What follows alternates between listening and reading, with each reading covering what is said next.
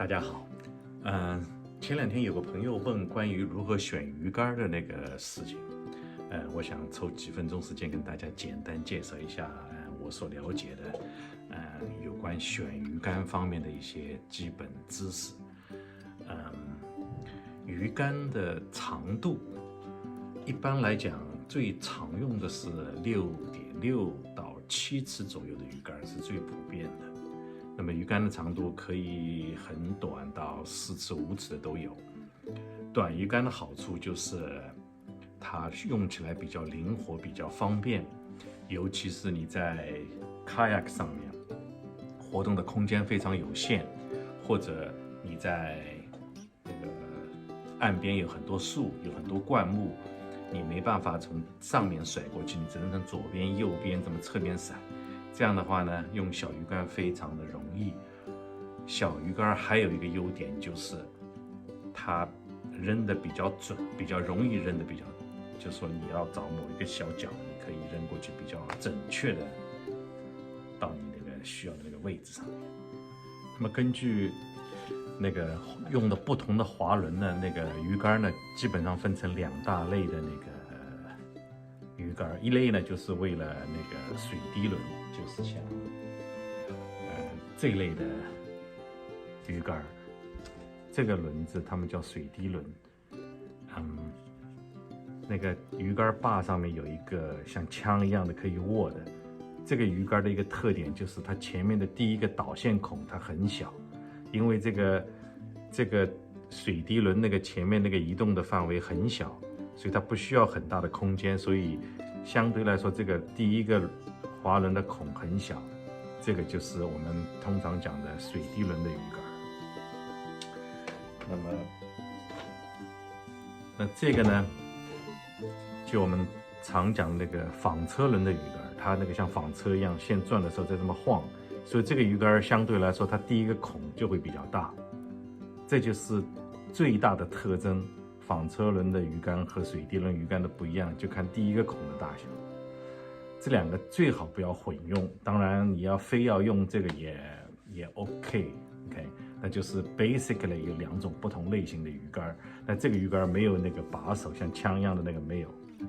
那么如果你是新手的话，我建议用那个纺车轮的那个鱼竿。纺车轮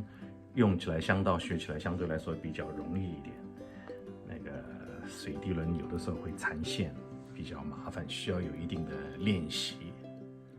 OK， 我们现在来讲讲那个鱼竿的 power。鱼竿的 power 其实很简单，它就是指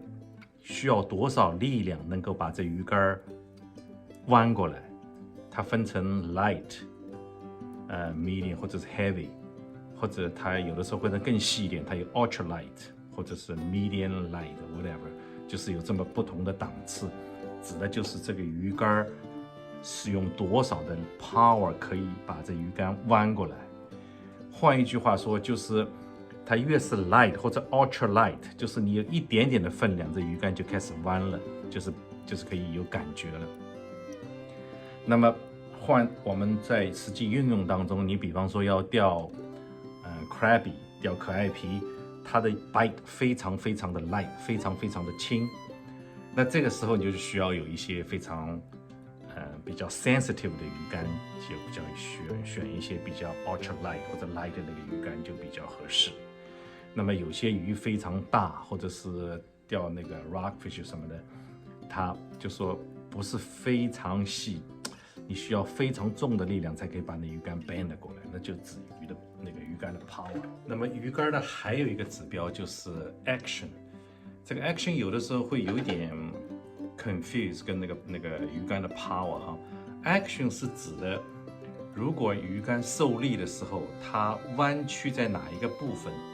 如果是 fast action，OK，它只是弯曲在鱼竿的 tip 部分，就在最前面的大概1/3那个距离，1/4地方弯曲，后面那个基本上是直的，腰板挺硬，就是前面这么一点点是弯的。如果是 moderate 或者是 slow action 的那个鱼竿呢，它会整个鱼竿这么 bend 下来。那么如果那个 power 是light 或者 ultra light，它也可以有 fast action。OK， 所以它这个不代表 power， 它只代表它这个 bending 的那个角度。那么这个东西，有的时候可能比较难理解哈，我跟大家讲的稍微具体一点哈。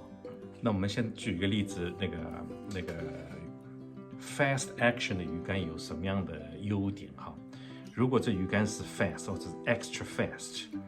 你手拿着鱼竿呢，这个对你的手感觉非常的灵敏。一般的，如果你用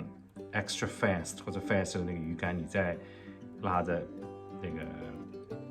鱼线在走，在 bottom 的话，沉底的话，你可以感觉到水底下的结构，你可以感到哦，碰到一块石头了，哦，这边又沉下去了，它的感觉非常的 sensitive， 那个就是fast action 鱼竿的那种优点，它的特点在什么地方？另外一个 fast action 的那个优点是，这个特点就是什么东西呢？它的加速性能很快。我给举个例子，就像那个汽车一样，如果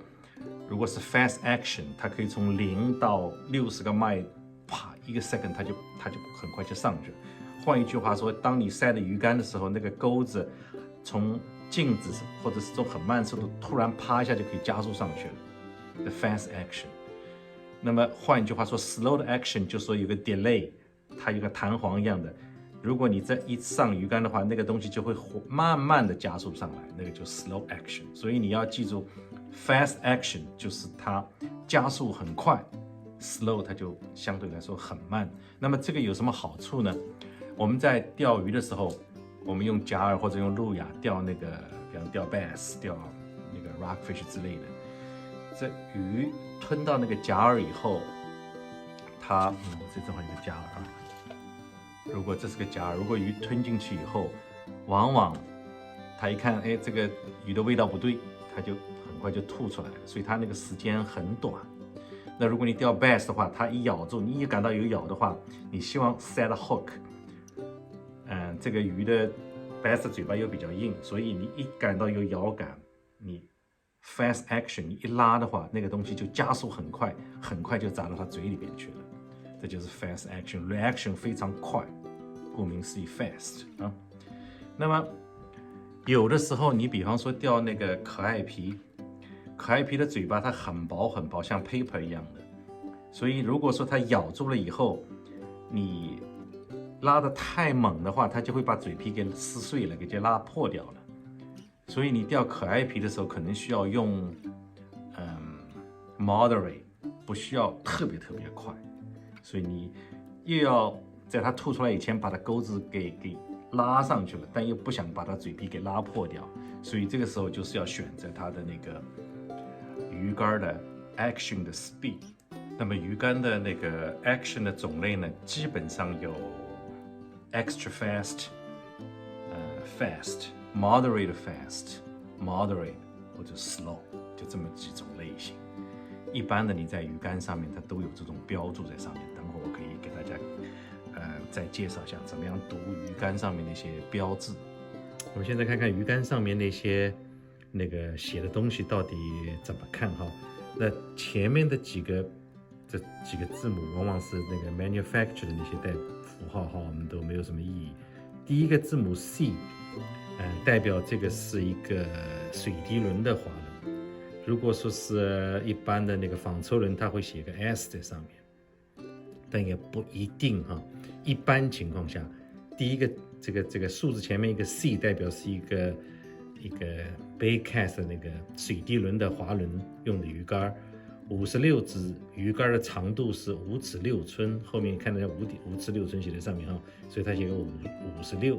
就代表这个意思。后面有个2。就说明这个鱼竿有2节，分成2节的，上面一节，下面一节，你不用的时候可以把它卸下来。这个是它这个鱼竿上面最前面几个字的意思。那这是另外一个鱼竿，那个鱼竿是7尺长的鱼竿，上面它写的那个建议这个鱼竿用的那个 weight， 就是你的铅锤的重量。这个鱼竿非常 sensitive， 它可以用64分之1盎司到1/4盎司的 weight， 所以它叫它的用的鱼线呢是2磅到10磅的鱼线，所以它的 power 是 ultralight。这是一个我非常喜欢用的那个钓可爱皮的鱼竿，它非常的 sensitive， 只有一点点 bite 它就能感觉出来，所以它这个鱼竿哈 ultralight， 它的 action 呢是 moderate， 就不是非常非常快的那一种。那么另外一个还要提醒大家的就是，这个鱼竿生产的这些厂家，他们的标准呢，它没有一个统一标准，每一家厂家他自己都有不同的标准。你说是 fast action， 可能对另外一家来说可能是 moderate， 所以在网上买鱼竿的话，你很难买到你称心如意的鱼竿，因为你没有感觉，你没有手感，它上面写的是什么东西，可能跟你实际拿到手的可能完全不太一样。所以买鱼竿一般我们都希望在商店里边自己感觉一下，你除非你用过这个鱼竿，你要买个 exactly same 鱼竿，那你可以在网上order，肯定没问题。再来讲讲鱼竿用的材料，一般的有2种材料，一种就是用 fiberglass， 还有一种就是carbon fab。fiberglass 相对便宜一点 ，carbon 那个稍微贵一点。强度上我觉得现在 modern 的那些鱼竿都没有问题。一般的我钓了几十年鱼，从来没有因为这个鱼竿断掉而跑鱼的，一般的都是线断的。OK， 鱼竿的强度会远远超过你的线的那个强度。一般的鱼竿断都是被汽车门给夹断的，我夹断过好几根。